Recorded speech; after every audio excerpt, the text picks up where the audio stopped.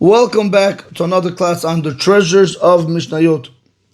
We are in Mishnayot of Perek Dalet, Mishna Daled. The Kahati opens up with a small introduction, but a very important introduction. So we would like to elaborate on it today before we start the Mishnah.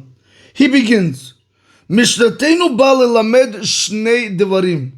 Our Mishnah comes to teach us two things. Number one, שהתפילה היא בקשת רחמים מאת הקדוש ברוך הוא.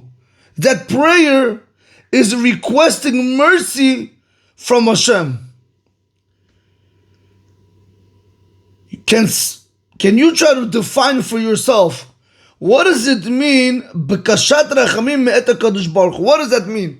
That prayer is requesting mercy from Hashem. What does that mean, Rabotai? Ask yourself, just stop and think.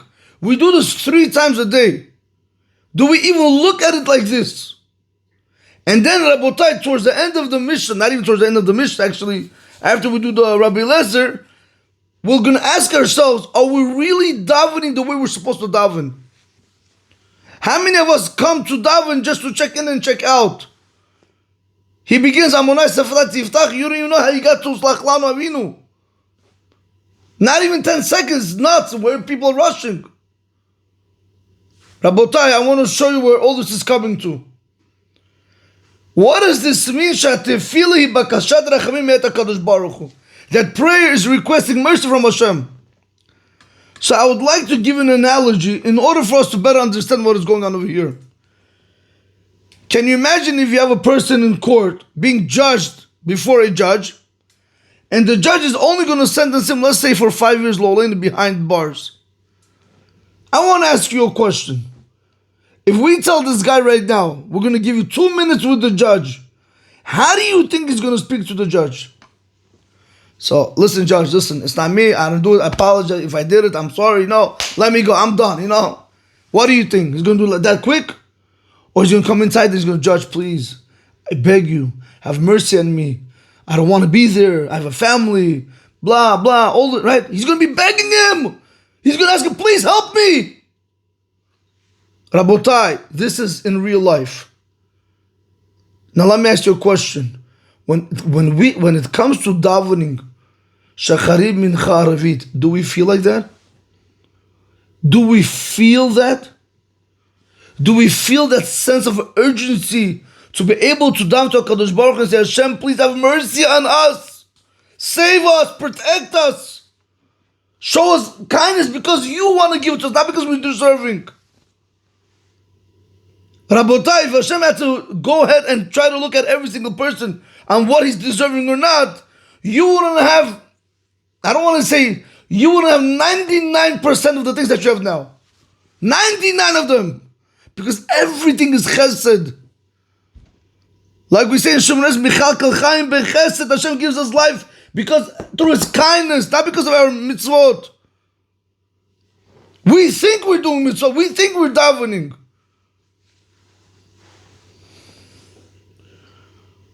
A person comes before HaKadosh Baruch Hu to daven to him. He's supposed to have that sense of urgency. Hashem, please have mercy on me. Look what is going on. I saw the other day, the 3 male hostages that came out. They look like Holocaust survivors, Rabotai. And now they showed, on the Yeshiva World News, they showed the before picture. It's nuts. You can't even recognize them from where, I'm like, wow, from where they were to where they went. Rabotai, what guarantees you that you're going to be able to live the next day, the next moment, the next month? Why are we so confident in ourselves?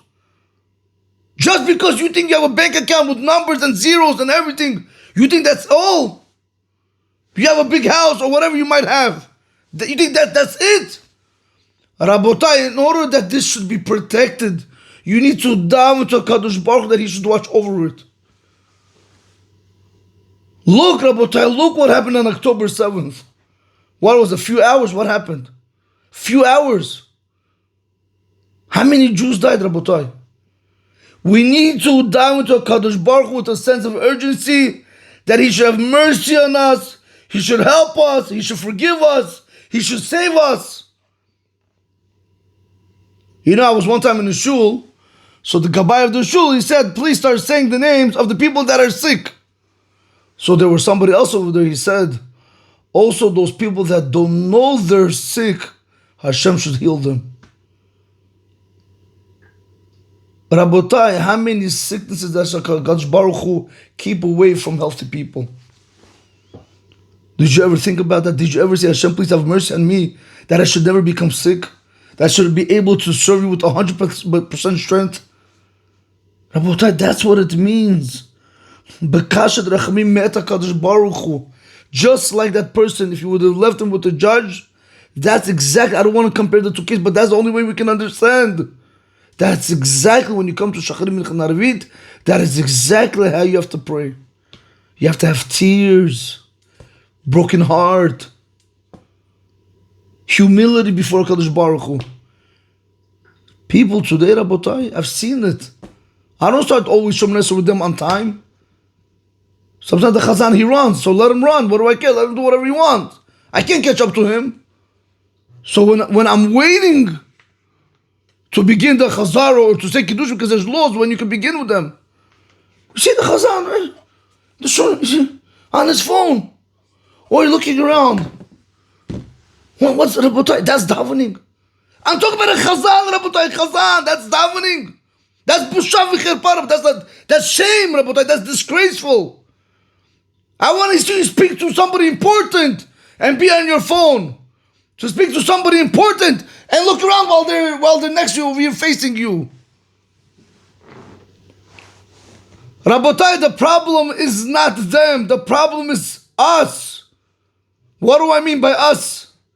Because when they behave in such a fashion, our children, people that are not learned, they learn out, they think that it's okay. I was one time in a shul in Robert Friedman's shul on Main Street, there's a corner shul. It's called Bet Yosef de Ulam. Hasidic shul, I guess. And Rabbi, a lot of you guys know from Chicken for Shabbos, Rabbi Newman, he was there. So you had people that they were speaking during davening, during Kaddish, and so on and so forth. And it was a time during Ben Azmanim, when boys have off from yeshiva. So you can imagine that shul was packed. It's like a minion factory, one after another. It was packed, there was no place to sit. Why? Because you had a lot of boys from other yeshivot coming down with us that day. So people were speaking during davening. Rabbi Newman, he stopped the whole thing, the whole davening. Rabotai, listen what he said. He told the people over there, he said, you guys don't understand the damage that you're causing to our children. Why?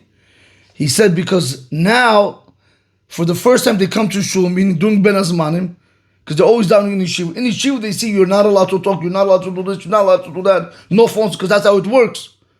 Now they come over here, they see people with their phones, businessmen speaking, this and that. So now they're going to think, oh, maybe it's okay.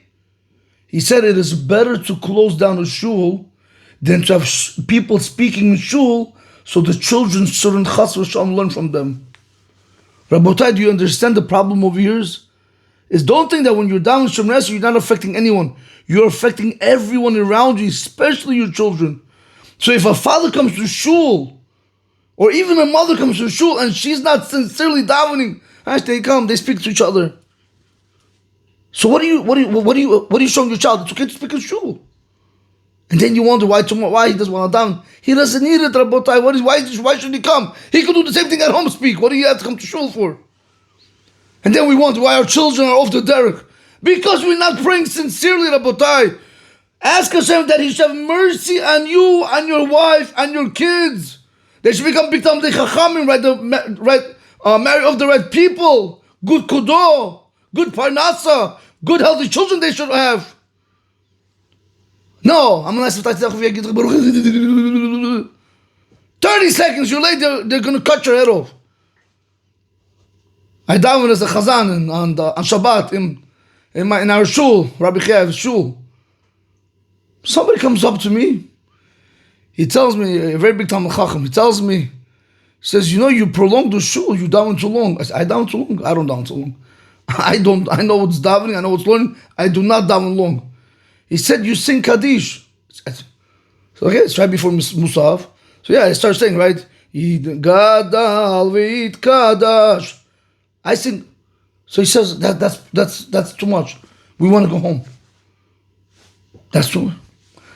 Rabotai, to watch a movie, to watch a game, to waste your life away, that's okay. But to be able to come and praise Hashem 1 second later, 2 seconds later, to be in Shemona Esrei another 30 seconds, that we cannot do. That's hard for us. This is the sickness of the generation, Rabotai. And it's not getting any better. It's only getting worse and worse and worse. Chazal tell us the generations go down and down and down.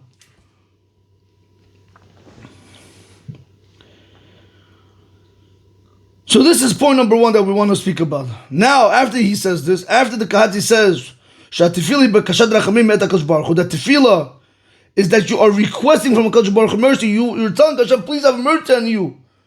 You want to be sincere with Him. Just like that guy who's sincere with the judge.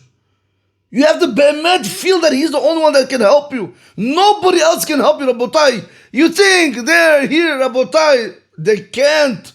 Even if they want to, they can't. Because if he doesn't give the go, nothing happens. Continues the Qadi and he says, V'lachen, therefore, since prayer is bekashat rachamim, now he tells you, tzarich adam litpalal tefilato b'kevanat alev, ubederech tachanunim. Here we go. Since Shemona Esrei is bekashat rachamim from Hashem, a person needs to daven his Shemona Esrei prayer with kavanah and in a beseeching way, meaning in a begging way. Like that case I gave you before with the guy and the judge. You ever see a person that really needed help in his life? He was close to bankruptcy. He was down, he was broken. Now he comes and he asks somebody to help him with money. How do you think he's going to ask the guy to help him with money? Listen, I need $2 million, can you do it? Nah, don't worry about it. Yeah, right? Well, no! He's going to come and say, please. Now, it's now or never. He's going to be crying, please help me. There's nothing left, Chas v'shalom.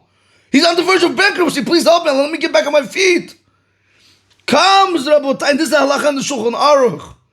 Comes the Kahati and he tells you that when a person davens Shemona Esrei, you have to be davening in a begging way. If you're not davening in a begging way, you're not yoytze Shemona Esrei l'chatchila. The way and by the way, I'm telling you, it's just a Mishna class. I'll do the whole Shulchan Aruch with you right now. The siman on davening. Rabotai, if you're not davening in a beseeching way, in a begging way, Amonai. So right? You say, my master, open my lips. Let my mouth say, let me be able to speak to you. Do we feel that? No, Rabotai, no, I'm telling you no. Chazan. Once they start Shemona Esrei, right? Baruch Atah Hashem Ga'al Yisrael, Amonai. The next thing you hear, Hakel HaKadosh. How'd you get there? Doesn't make sense.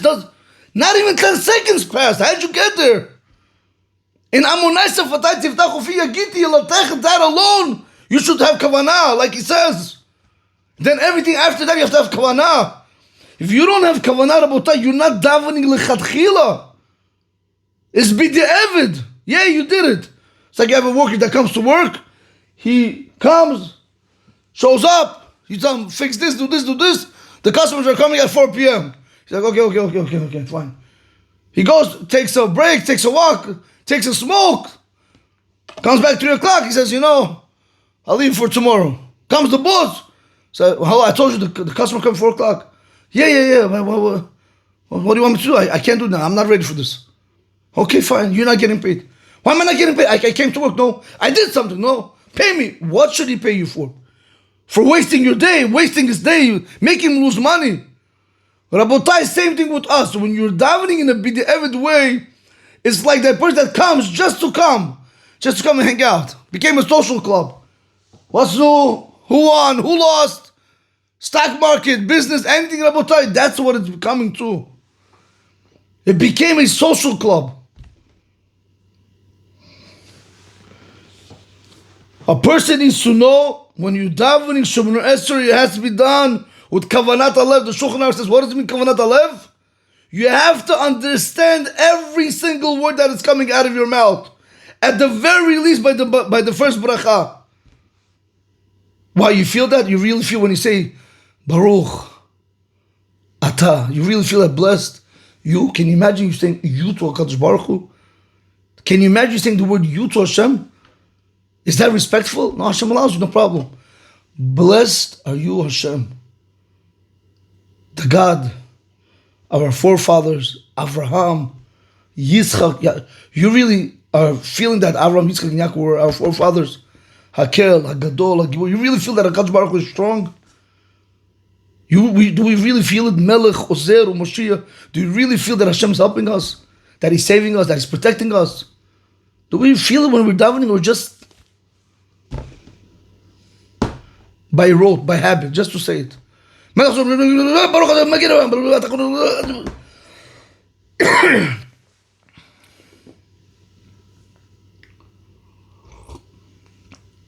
know, the funny part is that after they finish davening, it's one thing if you really have to go to work or something. I'm not saying it's okay, but if you have to go to work, go.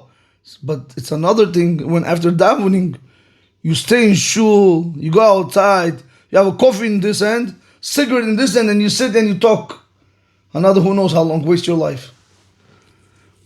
Where you could have davened to Kadosh Baruch Hu during Shemona Esrei.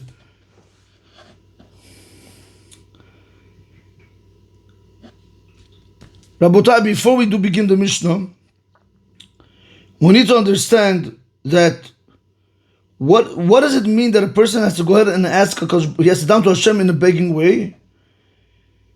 Because when a person davens to Hashem in a begging way, you are fully connected. You humble yourself. The prayer is emotional. It means something to you.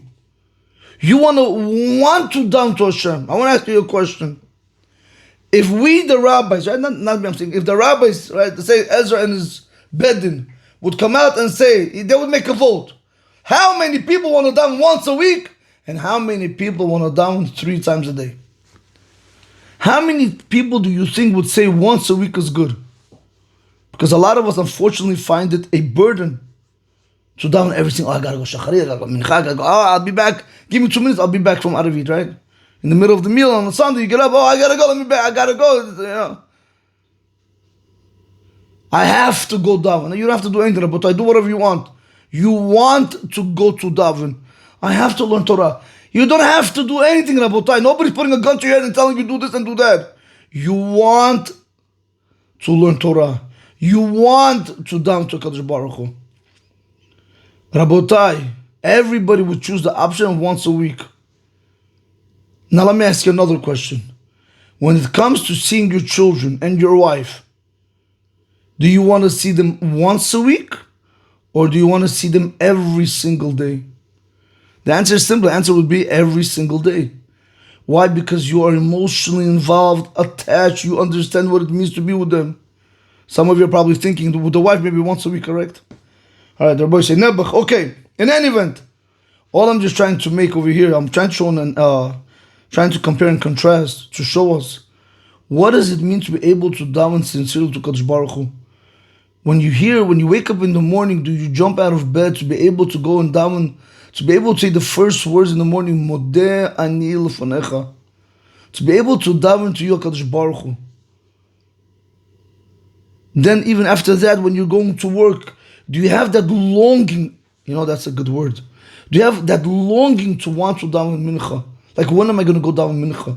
Do you have that longing to go ahead and want to daven arvit? If yes, you're on a good track. You're on the right path. If no, Rabotai, there's a lot of work to be done.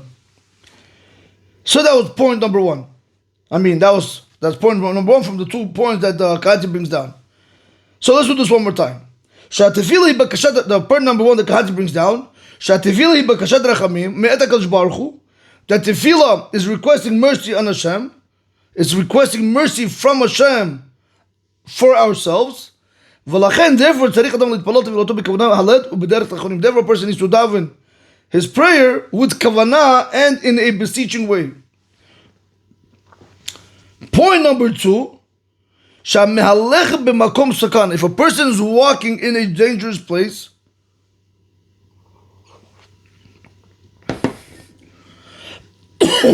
מתפלל תפילה קצר, he should daven the short version of the Shemona Esrei. These are the 2 points that the Kahati says is going to be discussed in the Mishnah. Discussing the first point, Rabbi Eliezer Omer, here we go, Rabotai, listen to what we're about to learn today. And then ask yourself, where are you holding from 1 to 10? 1 being the worst, 10 being the best. Where are you holding?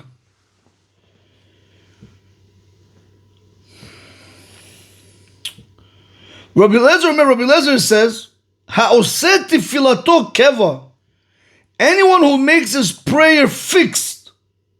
What does it mean, fixed? Chova kavua. He makes it as a set obligation. He has to go down every single day, 3 times a day.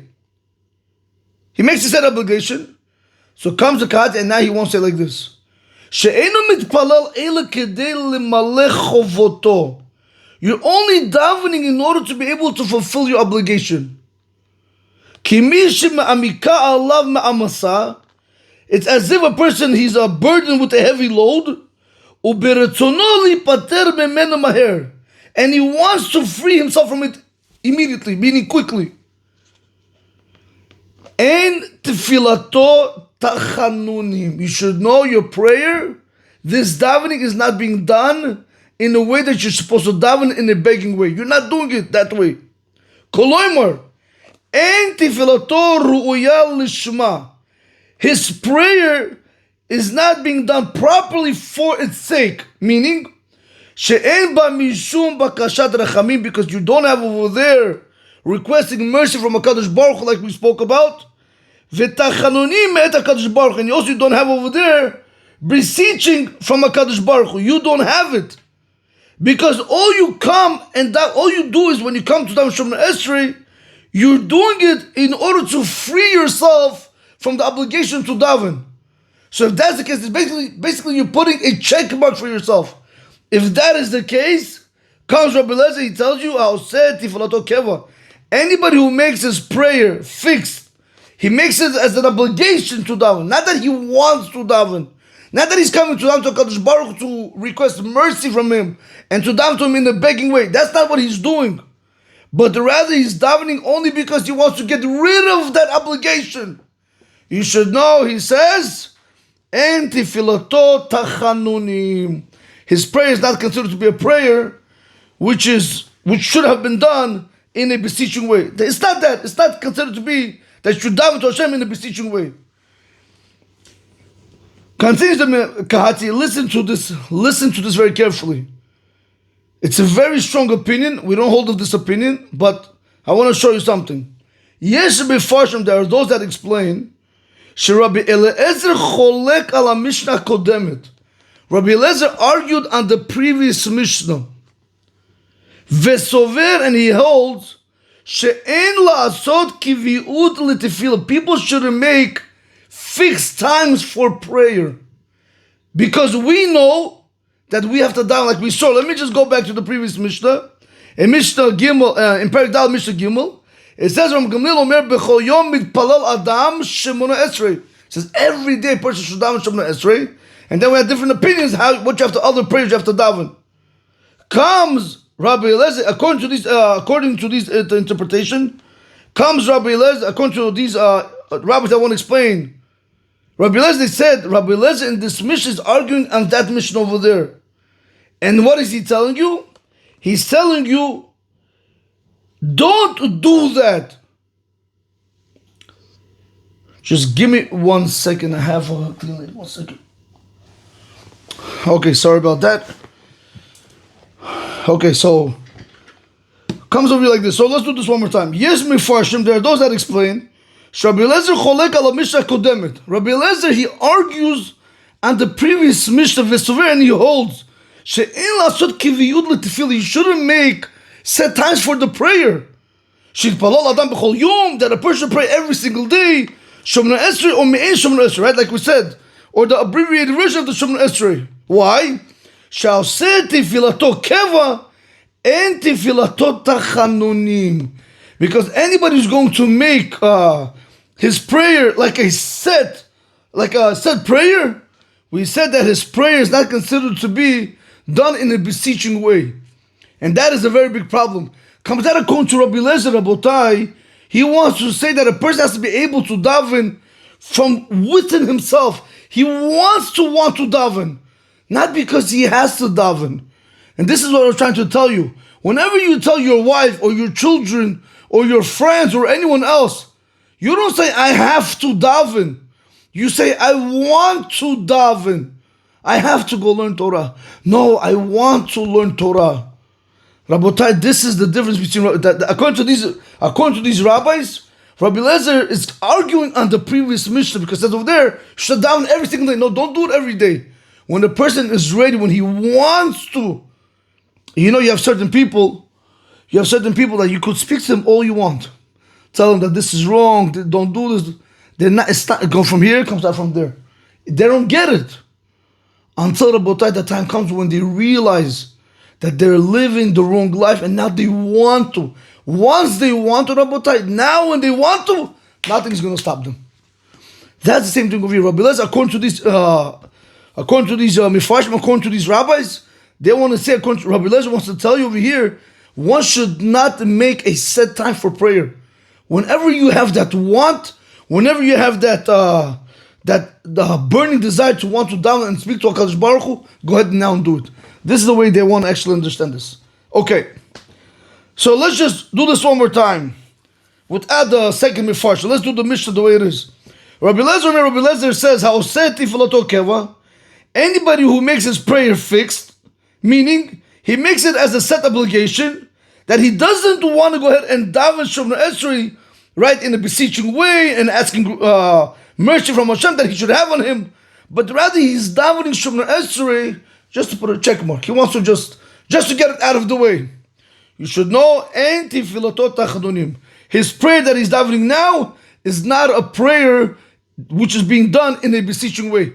And that's a very bad thing. Because prayer has to be done in a beseeching way. You want to beg you to HaKadosh Baruch Hu. Rabotai, do you know how many people, nobody should ever know of this. They run from doctor to doctor. Somebody recently told me that he had to get a surgery, whatever it was. He had to do a surgery. He went from one doctor to another, get referral, whatever, Rabotai, whatever it is. Do you know, I forgot the name of the one who says it. He says if a person says the bracha of Asher Yotzar, with kavanah, can you imagine? When you're saying Baruch, slowly, how long can it take you? 20 seconds, 30 seconds? He said you'll never ever know the line of doctors. You'll never ever have to go to a doctor. Because Hashem is the one who heals all. Can you imagine, Rabotai, if you start davening, so you daven 2 minutes longer, but Rabotai is going to save you other headaches where they could have been 2 years that would occupy your brain. What do you need it for? Do what's right, Rabotai. Daven. Speak to him. You're there anyway. Okay, let's continue. Rabbi Yehoshua says, "Hamehalech b'makom sakana," and this is the second point that the Kahati spoke about. One who walks in a dangerous place, Kigon, for example, b'makom shemitzuim listim v'chayot, in a place where there's found robbers, bandits, and wild animals. V'sakanahi l'shehot sham. It's dangerous to wait over there. You can't stop now and daven Shemona Esrei. That you cannot do.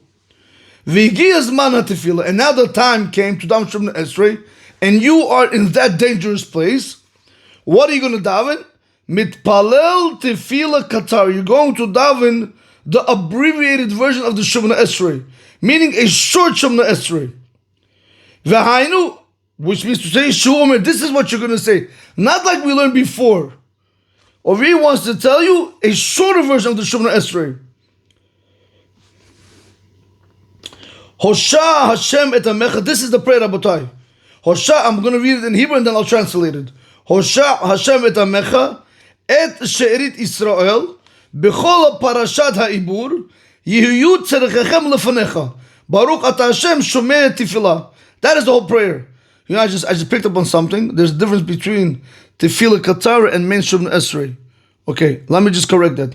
Because I said in the Kahati, Shamalech by Makom Sakana, Mitpalal Tefillah Katara. I said, you could say it's also an abbreviated version, but it's Katara means short. So let me just make that correction. Shamalech by Makom Sakana, Mitpalal Tefillah Katara doesn't mean an abbreviated version of the Shemon Esrei, but rather it means you're going to shorten the prayer of Shemon Esrei. And that's all you're going to say is this. Hosha Hashem et Amech, Hashem, save your nation. Et she'erit Israel, the remnants of the Jewish people. B'chol parshat ha'ibur, in all passing situations. Yehiyu tzarechechem lefanecha, let their needs be before you. Baruch atah Hashem, blessed are you Hashem. Shomeya tefillah, that hears our prayers. Comes out, this is going to be, Rabotai, the whole prayer. Okay, this is what Rabbi Yehoshua is saying, that if anybody's found in a dangerous place, you're going to go ahead and you're going to dive in this two-liner. So now let's go, Rabotai. And now we're going to try to go ahead and understand what does it mean, B'chol Parshat HaIbur. Now, I'll just say it like this. Parshat HaIbur literally means, Parshat means like a chapter in one's life. Right? The person, which situations that a person goes through. Ibur means through passing. So we said over here, B'chol Parshat HaIbur. In every passing situation, let the Jewish people's needs be before you. But now, Rabotai, there's different ways how we can understand what does it mean, Parshat HaIbur. We'll see right now. So he says over here, Bechol Parsha Ibur Pirusho, when it says that, I'll say it in Hebrew, in every Parsha Ibur, do you know what that really means? He says, Afilu b'sha'ah sheporshim la'avera, even at the time when they separate themselves from you, and they go to do an avera, Yehiyu tzarechachem lefanecha, let their needs be before you, v'tima'alem mishalotechem, and fulfill their desires. This is the opinion of the Gemara, Rashi, and the Rambam. They all want to learn over here when we say over here, Hosha Hashem et Amecho et Sherit Israel, Bechol Parshat HaIbur, even at the time when the Jewish people astray from your right way, and they'll go against you and they do averis, please HaKadosh Baruch Hu still have their needs before you and fulfill their desires. V'yesh mevarim, someone explain, Parshat HaIbur, the word Parshat HaIbur, what does it mean? Parashat Ovrei Derachim. That means at the crossroads. What does that mean? Koloima, it means like this.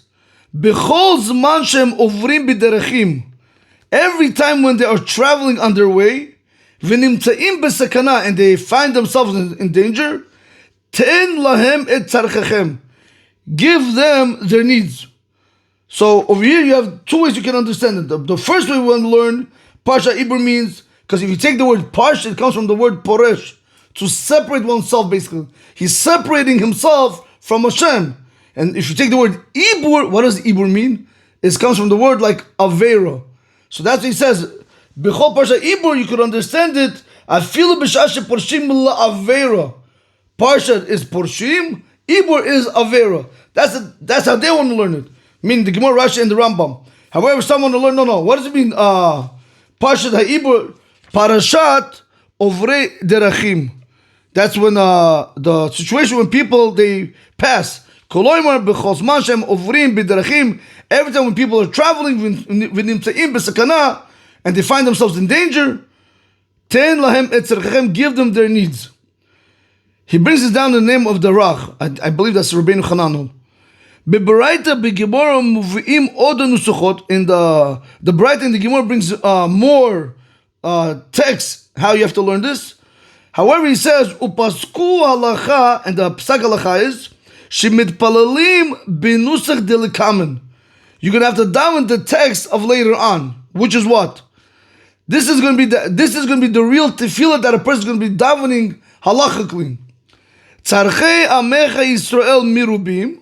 V'da'atam ketzara, yehi ratzon b'lefanecha Hashem Elokeinu, shetitin lekol echad ve'echad kidei parnasoto, u'lechol givya u'givya dai machsoro, ve'atov be'enecha se, baruch atah Hashem shomei tefillah. This is considered to be a tefillah katzara. So he says there's different versions in the Gemara what is considered to be tefillah katzara. Nevertheless, he says the psak halacha is like this version that I just read for you. Now let's go back and let me translate it. The needs of your Jewish people are a lot.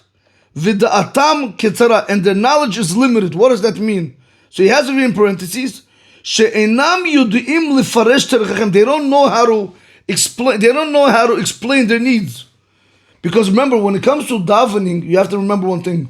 When it comes to davening, you have to be able to be as clear as possible what you're asking from Hashem.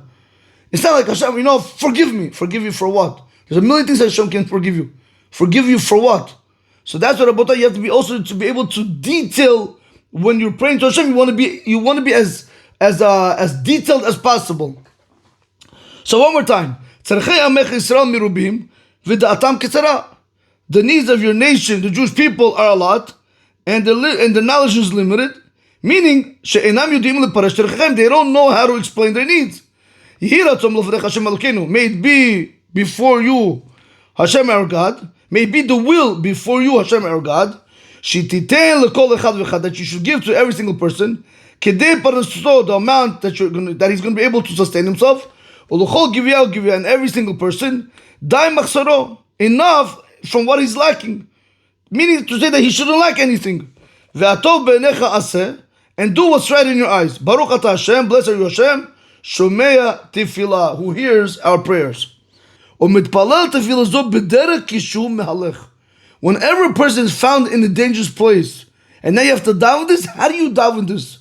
You're going to daven this prayer while you are walking and not standing. But if you are able to stand, omed, because remember the whole prayer might not take you more than 5 seconds. But he says, but while you're saying this prayer, you should also be walking because you're in the makom sakana, you're in a dangerous place. If he's able to stand, let him stand. Now when you're going to come to the settlement and now you're going to come down, you have to go back and you have to daven the instituted prayer, which is Tesheh Esrei Berachot, which is the 19th prayer blessing, which we call today the 18th prayer blessing. He brings it down in the name of the Rambam in Hilchot Tefillah, Perek Dalet, Halacha Yutet. Okay, Rabotai, so that's what he tells us. He concludes and he says that anybody who's davening this short prayer in a place of danger should be doing while he's walking. If he can stand, let him stand. But he should know once he reaches a settled area where there's no bandits, there's no wild animals, there's no fear that's going to distract him from davening, we're going to tell him to go back, and if still in that time, let's say if he's in Shacharit, if he's still there, we're going to tell him to go ahead and redo the whole Shomer Esrei again, meaning the 19 prayer blessing. Okay, before we do conclude, let's just do the Mishnah inside. Rabbi Eliezer says, Haoseh tifilato keva. Anybody who's going to make his prayer fixed, meaning he looks at his prayer as a burden, not he's doing it from the bottom of his heart. And tifilato tachnunim, you should know his prayer is not a prayer of beseeching. Rabbi Yeshua says, Hamehalech b'makom sakana. Anybody who's walking in a place of danger, mitpalel tefila katzara. He's going to daven the short prayer. Omer, and he's going to say, Hosha Hashem et amecha, save Hashem your nation, et she'erit Israel, the remnant of the Jewish people, b'chol parshat ha'ibur, in all passing situations, and like the way we learned it 2 ways, Yihiyu tzerechechem lefanecha, let their needs be before you, Baruch atah Hashem shome'a tefillah, blessed are you Hashem who hears prayer. Rabotai, have a great day. Baruch Adonai Olam. Amen ve'amen.